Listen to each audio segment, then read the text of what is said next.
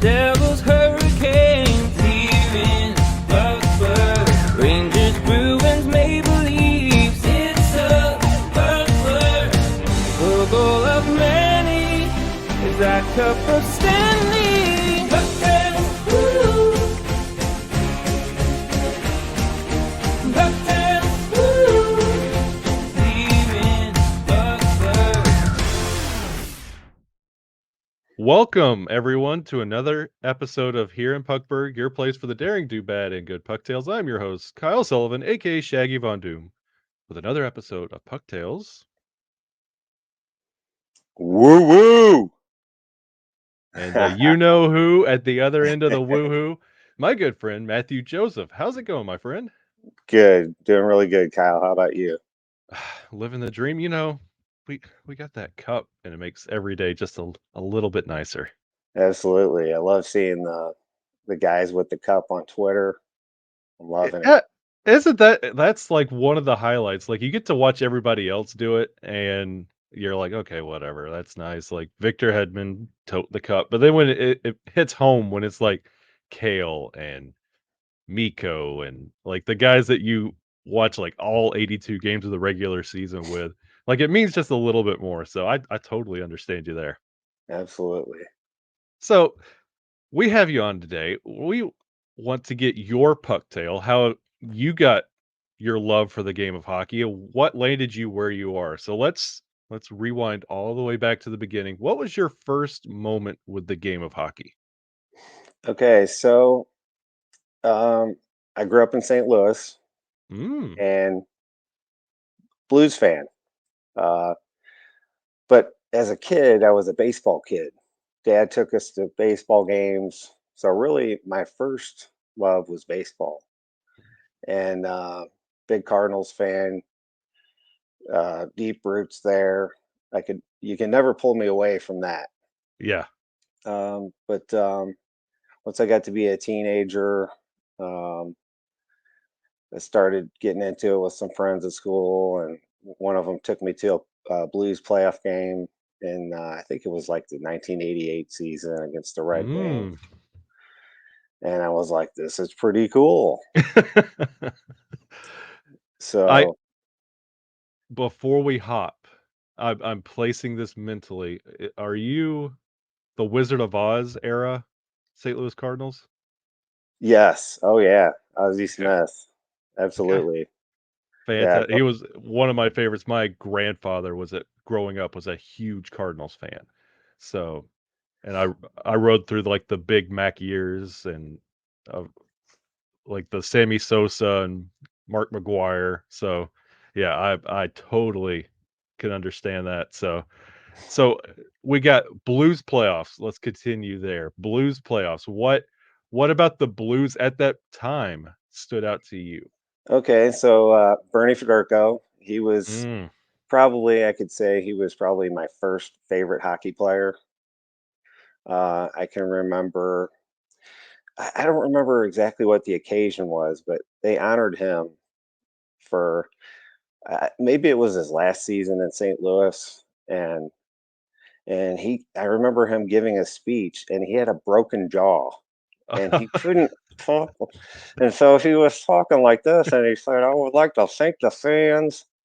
And I don't know, there was just something really cool about this guy with a broken jaw getting That's up and hockey for talking. you, man. That's hockey for Absolutely, you. yeah. So, but going on from there, uh, you remember the EA Sports NHL hockey game? Absolutely, you know Absolutely. I was they're still all about them. popular, right? But back in the early '90s, when the Sega Genesis was popular, um, we played those hockey games just like day and night. Uh, Me and a couple friends, and then my girlfriend, who eventually became my wife, we used to play it together. And you know Yeah. how those games are. You get really good at it. You just beat the snot out of the computer. And we would play as teammates, right? So to make it a little bit more difficult, we thought, let's be the worst team on this game. Ooh. And at that time, it was the Quebec Nordiques. Yeah. So you can kind of Yeah. see where this is going now. So Kim, my wife, girlfriend at the time, uh, we became fans of the Quebec Nordiques because of this video game.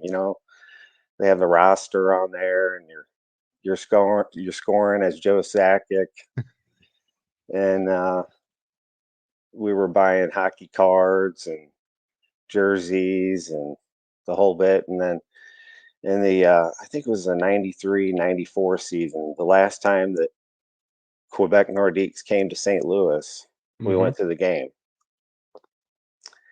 And I actually wore a Blues jersey to that game. Okay. I Ooh. still had one foot in the Blues, one foot with the Nordiques. I got my Western Conference team, my Eastern Conference team. Hmm. I know that all too well. Right. But Kim had a Nordiques jersey on. She had a Matt Sundin jersey that I had bought for her. Nice. Yes. Yeah.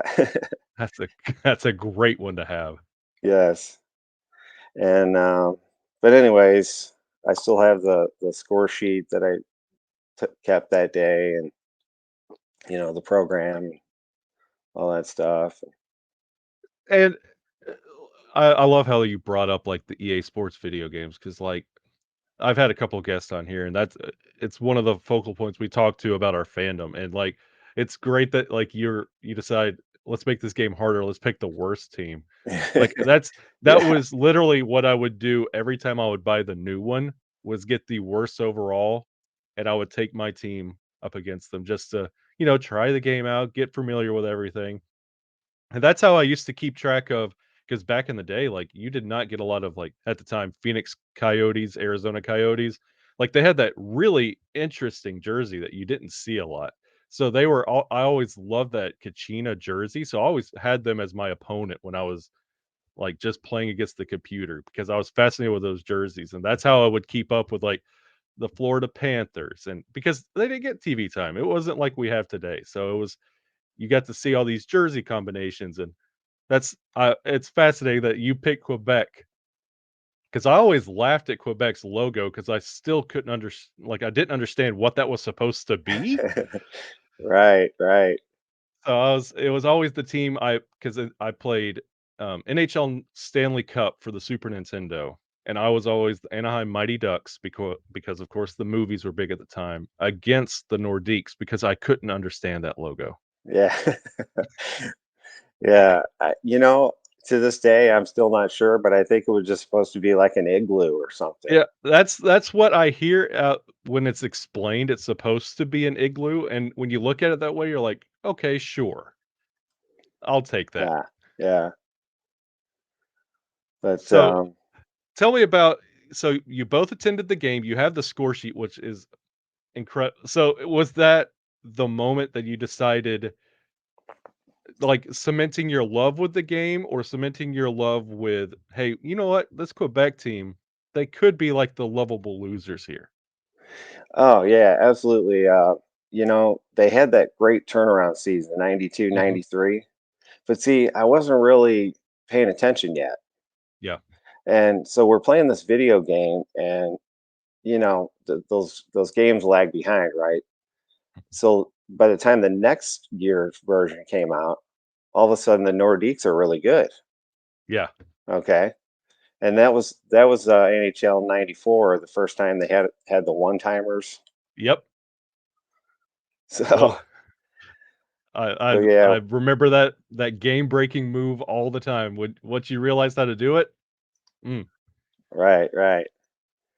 But I guess um, when I really became solid Avalanche fan and let go of the Blues was when it was around '98 when Brett Hull was about to mhm, become a free agent, and it's kind of a long story, but he wanted to stay.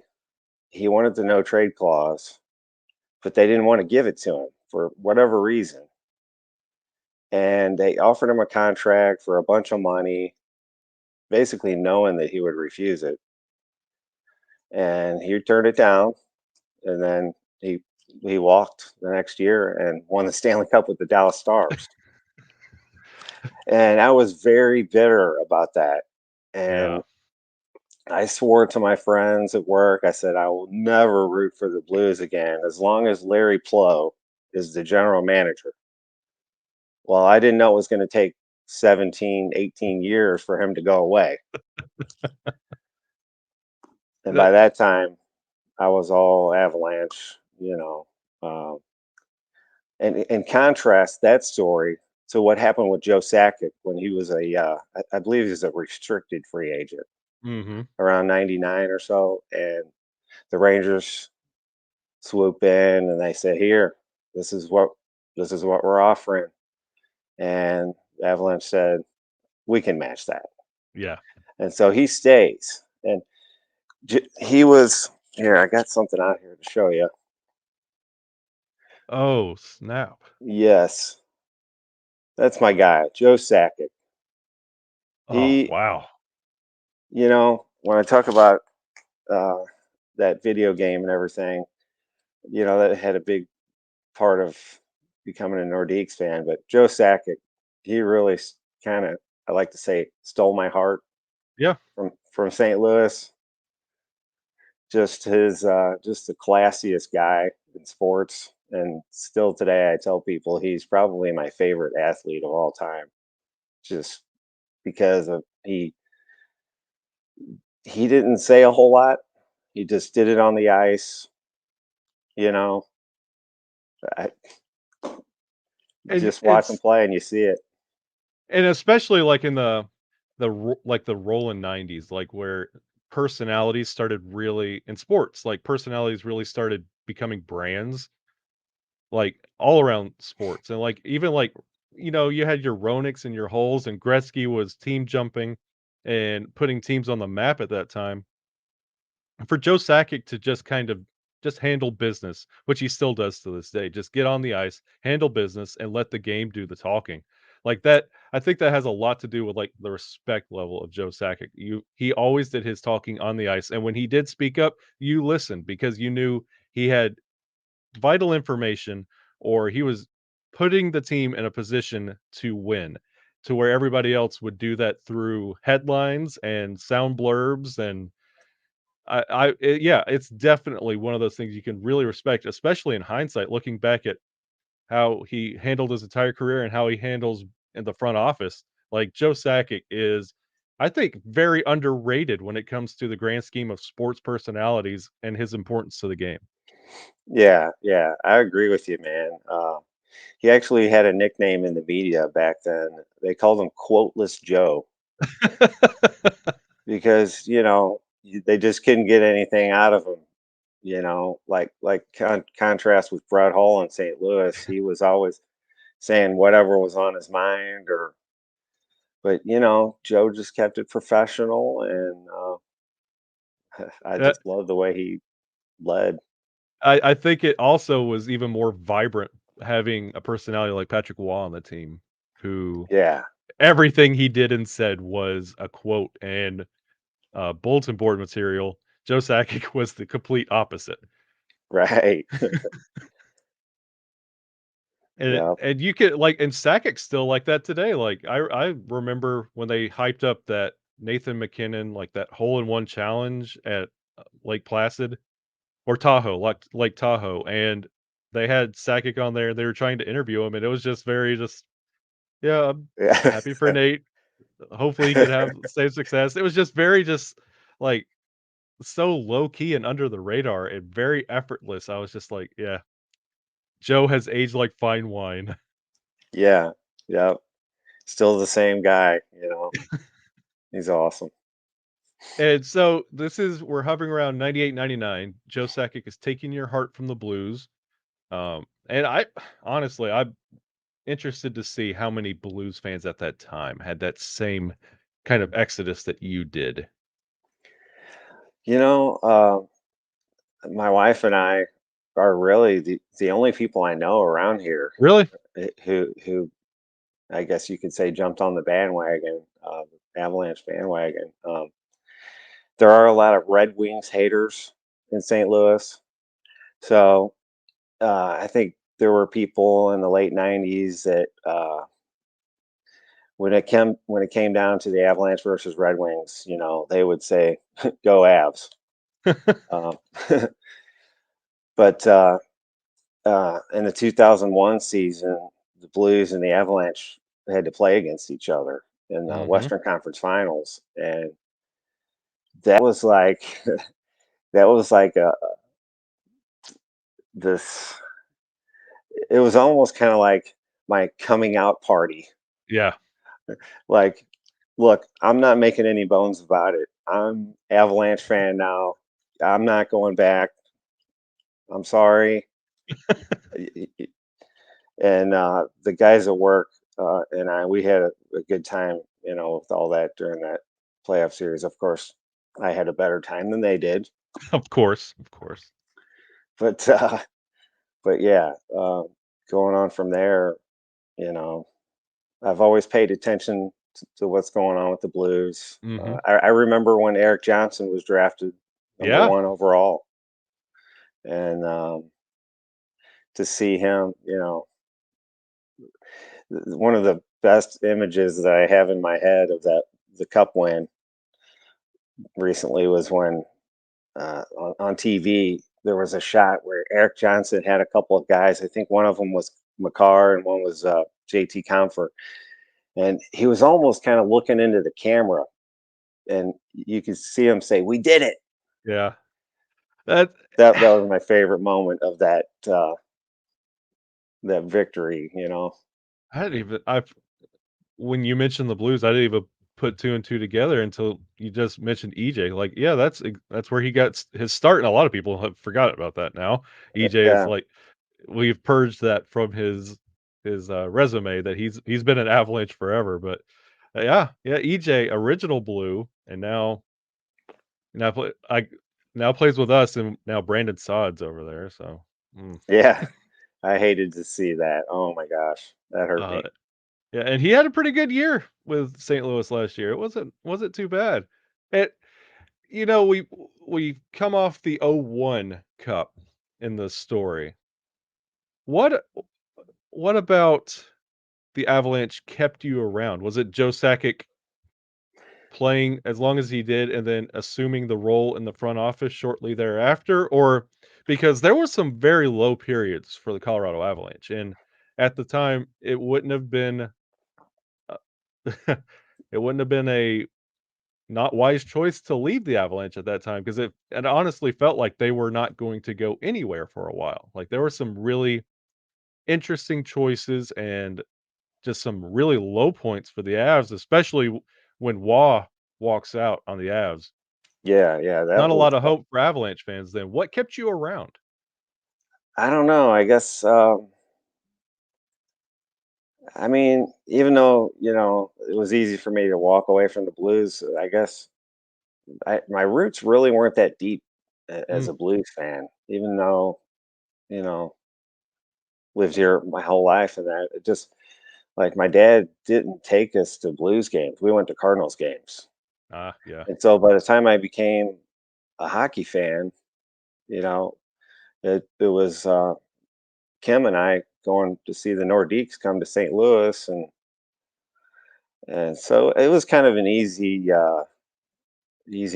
thing to do, you know. But so my hockey roots grew as an Avalanche fan, and so the bad seasons and whatnot, you can't just flip the switch like that, when those Yeah. roots are deep.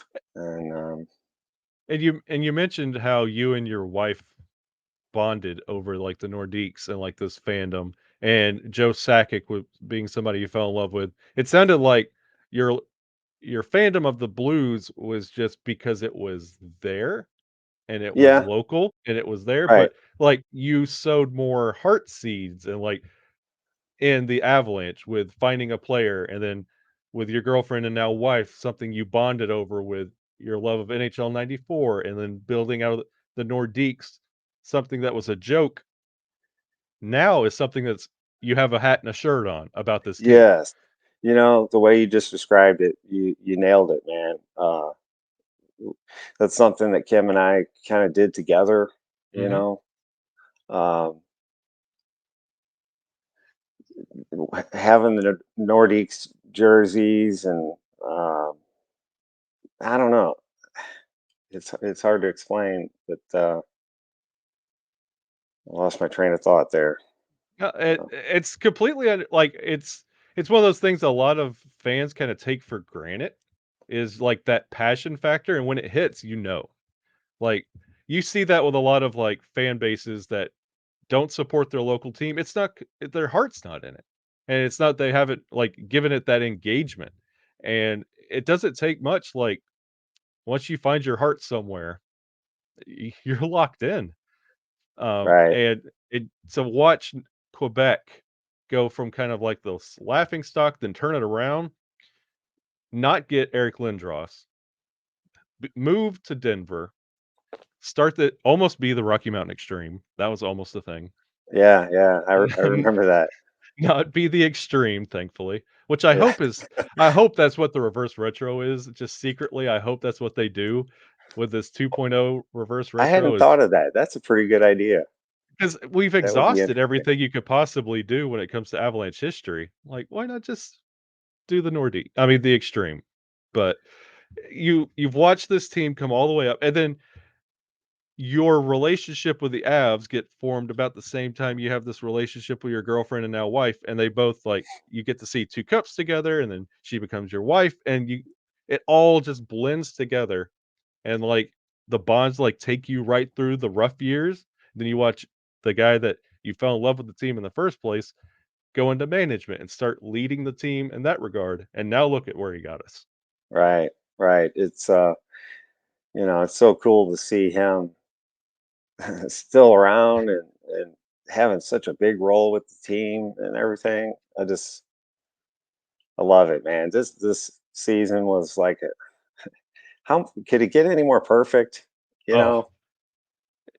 and and like the road through the playoffs was almost like a revenge tour for the Avalanche. Like going through, like you went through Duchesne, and then you went through Ryan O'Reilly, and then Tyson Berry, and then you go to the Stanley Cup, and of course the final boss is everybody's understood Pierre Edouard Bellemare, Yeah, yeah, the main rival for the Avs apparently. But it's you it's one of those things where Avs fans are kind of just like checking it off the list, like players you were bitter about, Duchesne, O'Reilly, Barry.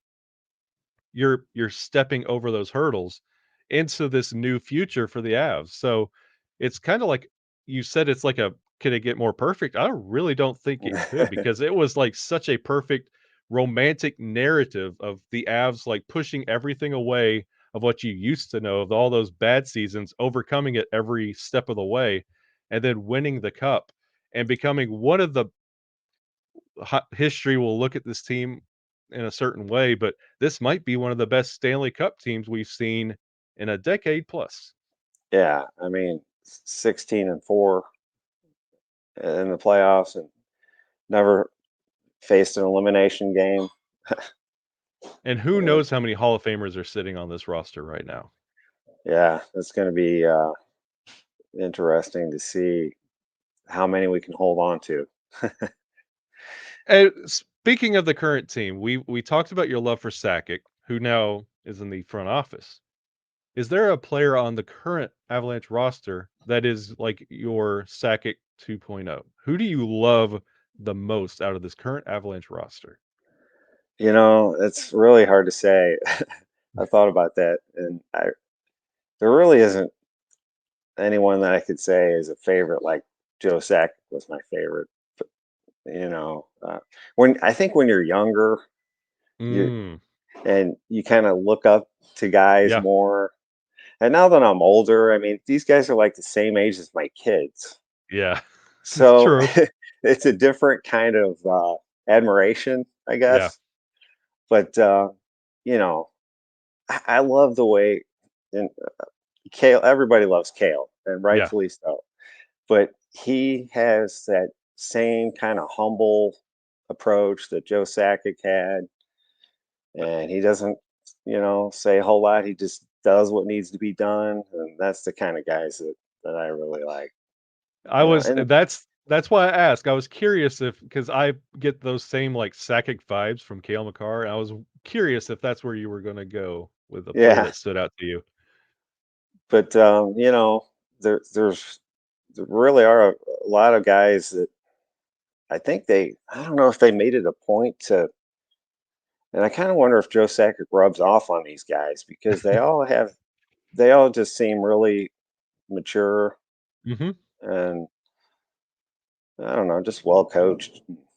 You could see that in the Sakic fingerprints. You could see that on the transformation of Nas in his time in Colorado. Like you could see that Absolutely. a lot when players come in, they're known one way, but like even Taser, like the Joe Sakic fingerprint and like the way he operates, like it kind of rubs off on everybody and they become this like almost like a Sakic disciple in the way they handle the game. And Yeah. it's really interesting to watch. Yeah. Yeah. Like you mentioned Kadri. The year before, I remember a game against Anaheim when he, I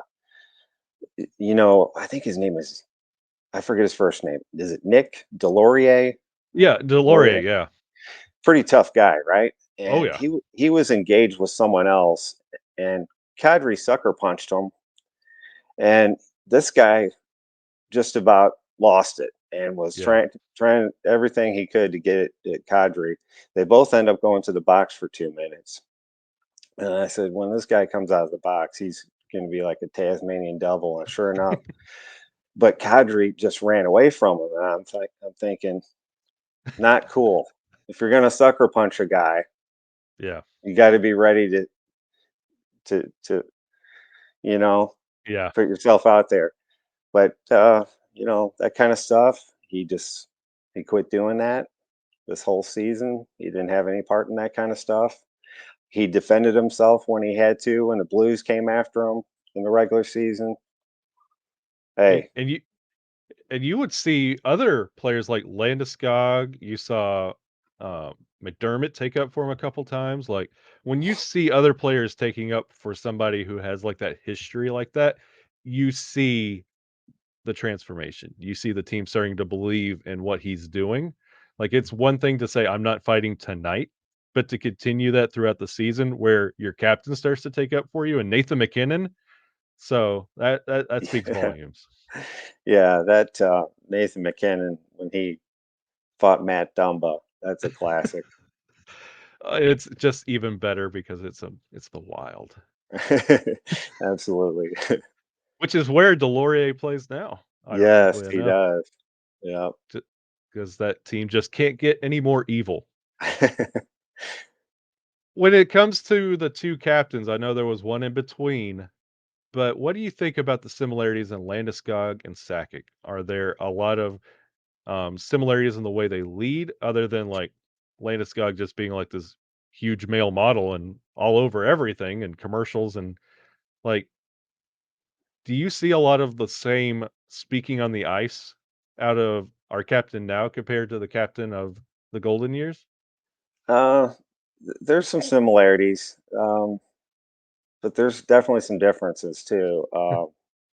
I could see. I mean, obviously, I have no idea. This is just an assumption on my part, but it seems like Landeskog is more of a guy to give speeches in the locker room. I think Joe Sakic was probably more quiet.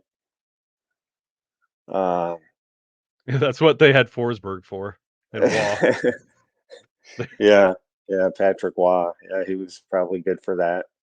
Um, but yeah, just be- being level-headed. Yeah.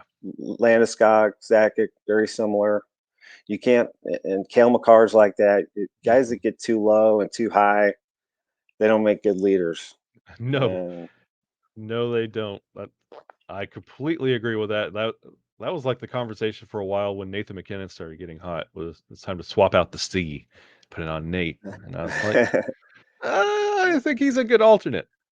Yeah, yeah. I like it just the way it is. Yeah, I do. I would not describe Nathan McKinnon as level-headed. Yep. No, no. He's even in the past couple years, when he threw his helmet at that guy, or well, Ah, I guess he threw. I I don't know whose helmet it was, but you know what I'm talking about. yeah, and it's not the start of, like, training camp until Nathan McKinnon throws a stick in the stands to an empty arena, like, in practice, unless he's throwing sticks, it's not officially hockey season.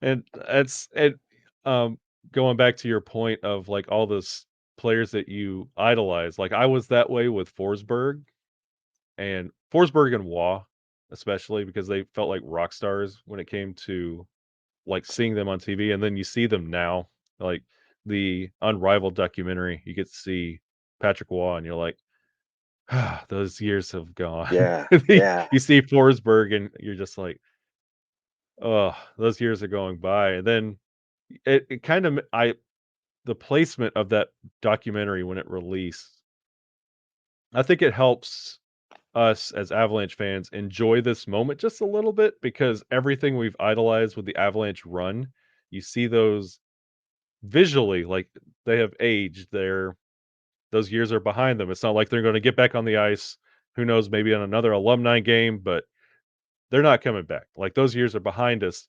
It makes you appreciate this a little bit more. Like, and you mentioned, like, the EJ moment when we won the cup. You would think everybody would start listing all, like, the top 3, the three-headed monster, then Cale Makar, but, like, EJ, a lot of fans talking about finally seeing EJ win one. yeah, yeah. So cool. Where do you see the Avalanche going forward? What do you feel out of this team? And then a question that everybody knows, like the other show that I do, Locked On Avalanche with Chris, we talk about this a lot. Who's the next Sakic in the front office on this team? Oh wow, man, you're asking the wrong guy. I don't know. You know, uh, Would it not be would like a because we base this just solely off put them in a suit. Do you think they can run a team? Like, do you think it geez, could be a you think it could be a Cale Makar? Could a Landeskog? absolutely. Yeah, definitely. Both of those guys capable. Um, 'Cause you I you you wanna think about, like, the Waugh, Forsberg, even you could say Duke, like, those names that will live on forever and live in the rafters of Ball Arena. Who do you think would be that of this current Avalanche team, the next 15, 20 years that we're gonna be telling stories about? You remember when Nathan McKinnon did this. yeah, I don't know. I guess Landeskog. Yeah. He's the captain. So how can you go with anybody else with the captain? Yeah, he coulda uh, he coulda went to Seattle at any time and chose to come back. yeah, yeah.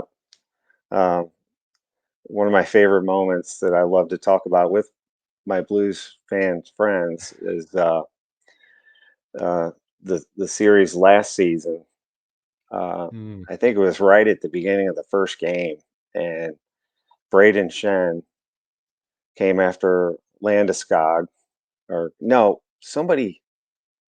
I can't remember exactly what happened, but Landeskog just said, "Listen, I'm your daddy today," you know, and that set the tone for the rest of the series. 4-game sweep, and you Yeah, know, he's been known to do that. He started out the season this way in Chicago against with Kirby Doc. He put him in the boards and was suspended a yes, couple games.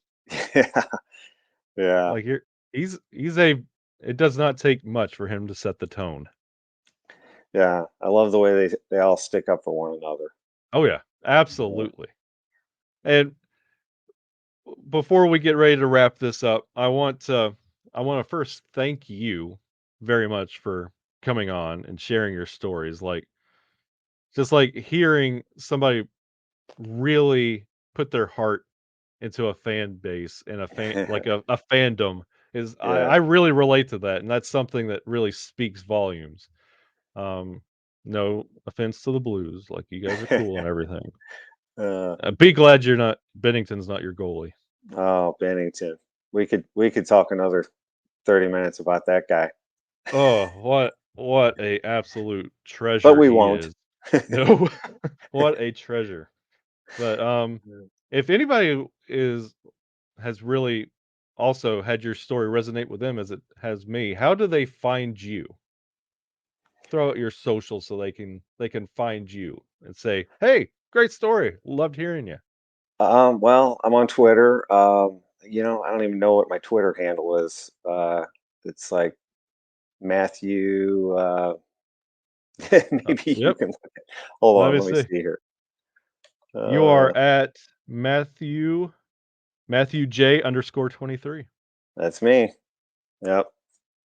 So Matthew. yeah. Yeah, give him a follow. He is super cool, super great guy, and wonderful, wonderful, wonderful story. Um, and if this is also your first time listening to Here in Puckberg and these stories, you can follow the show at Puckberg on Twitter, here underscore in underscore Puckberg on Instagram. We have a link tree. If all of this slips you, it's in the profile. And for Matthew and for myself, I would like to thank you again for coming out, sharing your story. It's been awesome, and we'll have you back on again. Thanks for having me, Kyle. Oh, it's an honor, my friend, to It's, finally have a face-to-face conversation with you. Yeah, you're yeah. one of the best. And to everybody else, I would like to thank you for joining us, and we will see you again here in Puckberg. Woo woo.